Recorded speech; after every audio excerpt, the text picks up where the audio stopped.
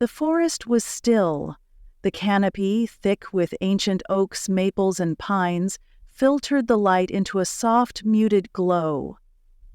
Beneath the towering cliffs that rose sharply to meet the sky, the land seemed trapped in timelessness.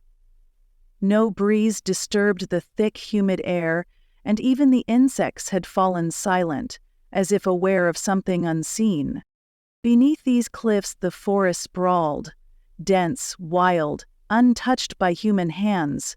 Its secrets, like the rock faces themselves, were buried deep. Here, a wilderness sanctuary had been established, a place where the world of man had little claim. A delicate ecosystem of deer, foxes, rabbits, and other creatures thrived beneath the towering rock walls, the jagged ridges above them serving as both a source of protection and a quiet reminder of nature's raw power. One evening, as dusk began to fall over the sanctuary, a shadow stirred in the trees near the foot of the cliffs. A solitary figure, cloaked in the dark fabric of the woods, moved silently among the underbrush. It was a predator, calm, methodical. The creature's fur blended seamlessly with the terrain, its body fluid controlled.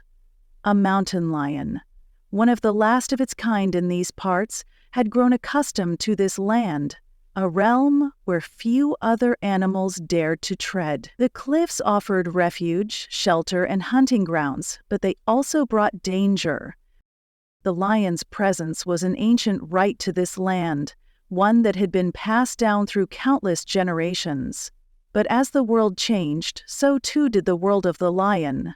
Human expansion loomed on the horizon, creeping closer to the sanctuary with each passing year. And as the lion moved deeper into its territory, something stirred within the forest. A shift, a tension in the air. At first, it was subtle. A rustle in the distance. A faint sound, like the crack of a twig underfoot. But it was enough. The lion paused, every muscle taut with anticipation. It sensed something, a presence. It wasn't the wind, nor an insect, nor the sound of another animal. It was something else. Something wrong. For hours it moved quietly through the underbrush, its body gliding through the shadows, but the discomfort grew. The animal's instincts sharpened, alert for danger, but the scent of a predator was absent. What it felt was a cold unease, a gnawing sense of being watched. And then a new scent carried through the air. A sharp, acrid odor. Not the sweet musk of a doe, not the scent of a rabbit. This was foreign.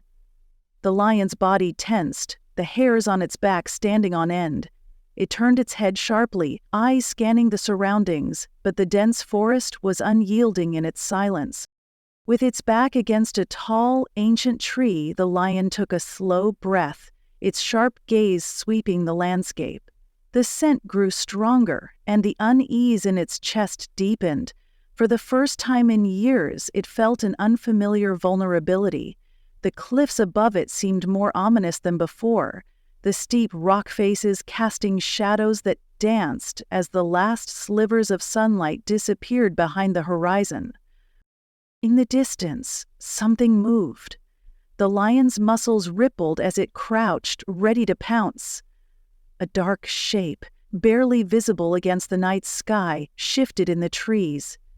It wasn't just one animal, it was a presence, something that moved with unnatural grace, a predator of its own kind, but with a weight that felt wrong. The lion shifted, its body poised to flee or fight, its instincts warring with one another. The shadows ahead were impenetrable, and the faintest sound of movement made the lion pause. Something was out there. As it moved towards the edge of the clearing, a sudden, sharp cry cut through the silence. Unexpected, too close, the lion froze, its heart racing in its chest. The cry wasn't of any animal it recognized. It wasn't the call of a fox nor the warning of a bird. It was something altogether different. An eerie, distant howl that seemed to echo from the cliffs above.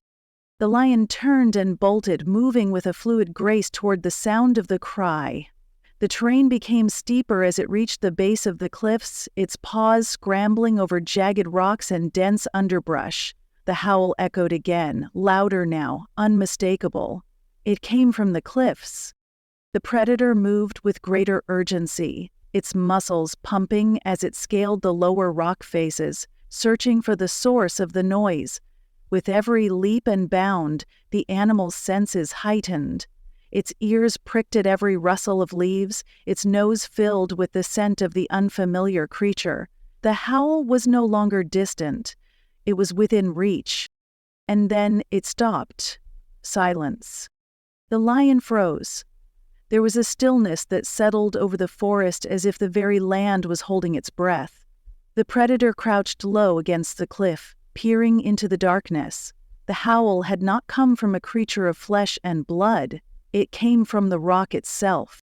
Suddenly, the earth shifted. It wasn't the wind. It wasn't a falling rock. Something beneath the surface moved. The ground trembled faintly. The lion's claws dug into the stone, bracing for whatever came next. And then, there it was. A low rumble. From the heart of the cliff, the rock began to crack. A jagged split ran across the face of the stone, the ground trembling with the force of it. The lion's instinct screamed at it to run, but it stayed frozen, watching with wide, unblinking eyes. Something was being revealed, a secret buried deep within the rock for centuries. A low growl, distant yet present, echoed from the depths of the split, and with it, an ancient creature, half shadow, half beast, emerged from the fissure in the rock. Its eyes gleamed with a malevolent intelligence, and its body was unlike anything the lion had ever seen. Its shape seemed to shift as it moved, its form always just out of focus, an animal born of shadows and stone. It was something older than the lion, something born from the cliffs themselves. The lion took a step back, its fur bristling, every nerve on edge. The air felt dense, oppressive, as if the very weight of time was pressing down on it. The creature moved closer, its presence suffocating. The lion, now fully aware of the danger, made a final decision. It leaped, gracefully, powerfully, higher than it had ever jumped before. But just before it landed, a shift in the air. A gust of unnatural wind swept beneath its paws, sending it tumbling backward into the abyss. It was the last thing the lion ever did. The sanctuary fell silent once more. The shadows lengthened, and the scent of ancient stone and unease lingered in the air. The forest below the cliffs fell into an unsettling stillness, the air thick with the aftermath of something unknown, something ancient. The sound of the lion's struggle had ceased, and the unnatural growl that had echoed from the depths of the rock walls now lingered like a dark whisper in the air. The ground, still trembling slightly from the lion's fall, slowly stilled, as if the earth itself had exhaled a sigh of relief. Beneath the shadowed canopy, the creatures of the forest's deer, foxes, and rabbits moved cautiously, sensing the shift in their environment. They could feel the tension hanging in the air, the strange weight of something new, something that did not belong to their world. It was as though the forest had become aware of its own vulnerability, and for the first time, the creatures were no longer at the top of the food chain. The trees, ancient and wise, seemed to lean in closer, their gnarled branches creaking as if sharing in a collective unease. They had stood watch over this land for centuries, but tonight felt different. Tonight they were not the silent witnesses they had always been. They were anxious, too. A subtle movement caught the eye of a nearby fox. Its ears perked, its body tense. In the distance, the shadows began to stretch and shift unnaturally. The fox, normally confident in the stillness of the night, hesitated. It knew better than to approach the unfamiliar, but curiosity gnawed at its instincts, urging it to peer deeper into the growing darkness. that had begun to fill the spaces where the cliffs met the forest floor. Slowly, the fox padded forward, keeping close to the underbrush, its nose twitching in the heavy air. The scent of the lion's fur still lingered in the forest, mixed with the new, acrid smell of the mysterious presence. As it moved, the ground beneath its paws seemed to vibrate with a faint tremor, as if the earth was remembering something lost to time, something it had long buried. The fox's gaze lifted, eyes narrowing toward the jagged cliffside. From the darkness of the split in the rock, something slithered, an unnatural, fluid motion, as though the shadows themselves had come to life. It was too dark, too still for the fox to see clearly, but the weight of the presence was undeniable. It was as though the air had thickened, pressing in from all sides, and the fox could feel the pull of something ancient, something that had slumbered for millennia. Suddenly, a rustling from behind startled the fox, its instincts sending it diving into the safety of the brush. From the dense undergrowth, a pair of glowing eyes appeared. Another creature, a coyote, moving cautiously but purposefully. Its fur bristled as it, too, sensed the shift in the environment. Unlike the fox, however, the coyote did not retreat. Instead, it stalked forward, drawn to the same unsettling presence that had gripped the forest. The coyote's hackles rose, and its teeth bared slightly as it padded silently toward the cliffs. The eerie howl from earlier echoed once more, this time much closer, almost as if it was emanating from the very rock itself.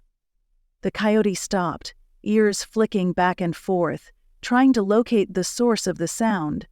It was no longer the cry of a normal predator, no longer the distant call of a rival. It was something deeper, something older. And then it came. A sudden burst of motion from the shadows. The coyote, faster than most creatures of the wild, leapt to the side just in time to avoid the first strike.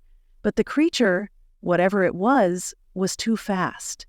It shifted, its form blurring for an instant before it reappeared at the cliffside, where the ground met the trees, moving with an otherworldly grace. The coyote snarled, its body low to the ground, but the creature was already gone, vanishing into the depths of the rock face. The air grew still again, but this time the tension was palpable. The coyote, eyes wide with fear, backed away, not daring to chase the unseen predator. It could feel it. Something was watching, waiting. As the night deepened, a sense of dread settled over the sanctuary. The animals that had once roamed the land freely now moved with caution. The deer, sensing danger, gathered in the safety of a dense thicket, their movements deliberate and slow. The owls, who had always been the sentinels of the night, now hooted in warning, but their calls were strained, unlike any sound the forest had heard before. Somewhere, high above the cliffs, a sound broke the stillness. Faint, barely audible but unmistakable. A thud, like something large falling against the rock. The mountain lion's body had been found, its once majestic form crumpled against the jagged stone. But it was not just the fall that had taken its life. It was the sheer weight of what had risen from the depths of the cliffs. In the stillness of the forest, beneath the unyielding shadows, the predator waited. It knew the land. It knew the ancient forces that had shaped this place and had been forgotten by time. It had not come for the lion. No, the lion was merely a casualty of something larger, something far older than even the land itself. As dawn began to creep over the horizon, spilling pale light over the treetops, the animals of the sanctuary slowly began to stir. But something had changed. They no longer roamed freely, unknowing. Their senses were heightened, attuned to the unnatural presence that had stirred from beneath the earth. And above the cliffs stood unmoving, as silent as they had been before. But now they held a dark secret, a secret that none in the forest would ever dare speak of aloud, for they knew that the land itself would remember. The predator had come, and it would wait. As the first light of day began to break through the thick canopy, the forest remained unnaturally quiet. The usual chorus of birdsong was absent, replaced by an oppressive silence that weighed heavily on the land. The air, though cool, felt charged with something darker, something ancient that had stirred within the earth itself. The fox, still hidden in the underbrush, dared not move. It had not seen the creature that had emerged from the depths of the cliffs, but it had felt it. The air around it hummed with an energy it could not understand. The scent of the lion's blood still lingered in the breeze, mixing with the acrid smell of whatever dark force had awoken, and as much as the fox wanted to flee, a primal curiosity kept it rooted in place, watching the shadows deepen in the spaces where the cliffs met the forest. Suddenly, the ground beneath it trembled again, a low, rumbling vibration that seemed to come from deep within the earth. The fox's fur stood on end as it felt the pulse of the forest itself, an ancient thrum that resonated with the very rocks that formed the cliffs. The ground seemed to sigh, and the tension in the air grew thicker. Something was moving below the surface, something immense, as if the land itself was being reshaped by forces not seen in centuries. From the shadows of the trees, the coyote emerged once again, moving with a cautious grace. It had not ventured far from the cliffs, knowing that whatever had taken the lion's life was still there, still lingering in the space between the earth and sky. The coyote's eyes darted nervously, scanning the underbrush, the trees, and the cliffs above. The quiet was maddening, broken only by the distant rustling of leaves in the wind, as though the forest itself were holding its breath. And then it came. Another sound, faint at first but unmistakable, the soft scraping of claws against stone. Slowly it grew louder, closer. The coyote's ears flicked back, its body freezing in place as it tried to pinpoint the source. The movement was slow, deliberate, almost as if whatever was approaching knew it was being watched but didn't care. It was far from a predator's usual swift strike. This was something more ominous, more deliberate. The fox, its instincts now in full alert, scampered closer to the cliff's base, trying to get a better look. From its vantage point, the earth seemed to shift, the shadows growing deeper as if the forest itself were being consumed by the darkness. Something large stirred within the rocks, a shape taking form out of the very earth. Suddenly there was a loud crack, a shift in the stone, and a massive form emerged from the cliffs. It was not an animal in the conventional sense, not a lion or a bear or any predator known to these lands. It was something far older, far more primal. The creature's form was fluid, as if it were made of shadows and stone, its massive limbs stretching out like tendrils of darkness. Its eyes glowed faintly, reflecting the muted light that filtered through the trees, and its body shimmered, as though it were not fully part of this world. It was a thing born of the cliffs themselves, a force that had slumbered for eons. The fox and the coyote both froze, their senses overwhelmed by the presence of the creature. It moved with a slow, purposeful grace, its claws scraping the stone as it made its way into the heart of the forest. The very earth beneath it seemed to bow, as though acknowledging the creature's ancient power. But the fox and the coyote did not flee. There was something in the way the creature moved, something that hinted at a deep understanding, an old connection to the land. It was not mindless destruction. It was something more complicated, more sorrowful. The animals could feel it, a deep existential sadness that radiated from the creature like a dark cloud. It was as if the forest itself was mourning the loss of something long forgotten, something buried beneath the cliffs. The trees creaked softly, their branches swaying in the wind, as if trying to offer comfort. but no one could comfort the creature that had awoken.